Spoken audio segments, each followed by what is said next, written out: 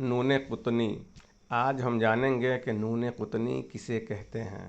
آپ دیکھے ہوں گے کہ قرآن شریف میں کہیں کہیں پر چھوٹا سا نون دیا ہوتا ہے، اسے ہی نون قطنی کہا جاتا ہے۔ سوال یہ ہے کہ اسے پڑھنا ہے یا نہیں پڑھنا ہے، پڑھنا ہے تو کیسے پڑھنا ہے۔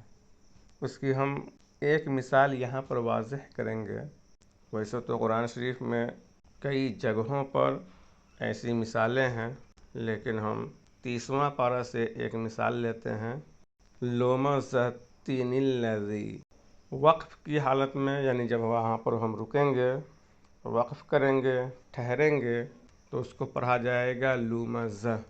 ویل لکل ہمزۃ لمزہ الذی، پھر شروعات ہوگی الذی سے، وصل، یعنی جب ہم ملا کر پڑھیں گے، جوڑ کر پڑھیں گے، ساتھ میں پڑھیں گے تو اس طرح پڑھیں گے لومزۃ الذی، لومزۃ الذی، ویل لکل ہمزۃ لمزۃ الذی، ویل لکل ہمزۃ لمزۃ الذی۔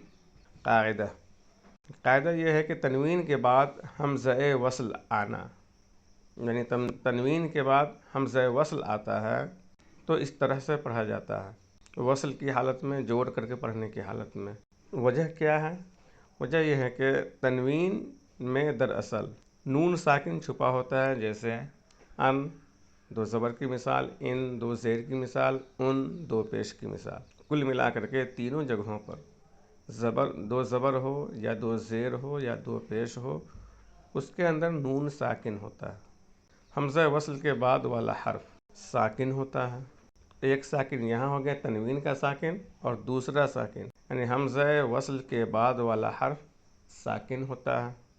تو تنوین کا نون ساکن یہاں آپ دیکھ رہے ہیں، اور حمزہ وصل کے بعد والا ساکن حرف، اور حمزہ وصل کے بعد والا ساکن حرف یہاں دیکھ رہے ہیں۔ یہاں نون ساکن اور حمزہ وصل کے بعد والا ساکن حرف جو کہ لام ہے، ہمزۃ الذی میں، لومزۃ الذی یعنی الذی میں، تو ایک نون ساکن اور ایک لام ساکن، دو ساکن ایک ساتھ ہونے کی وجہ سے، یہ دو ساکن جمع ہونے کی وجہ سے، جس کو اجتماع ساکنین بھی کہتے ہیں، دو ساکن ایک ساتھ ہونے کی وجہ سے پہلے والے ساکن حرف پر زیر دیا گیا، تو اب اسے ہم آسانی کے ساتھ پڑھ سکتے ہیں لومزۃ الذی۔ قاعدہ یاد رہنا چاہیے، تنوین کے بعد حمزہ وصل آنے کی وجہ سے نون قطنی لایا جاتا ہے۔ اسے دیکھیں اور سمجھنے کی کوشش کریں۔ ایسے ہی اچھی معلومات یا قرآن شریف پڑھنے کا قاعدہ سیکھنا چاہتے ہیں تو میرے چینل رہنما زندگی کو ضرور سبسکرائب کریں۔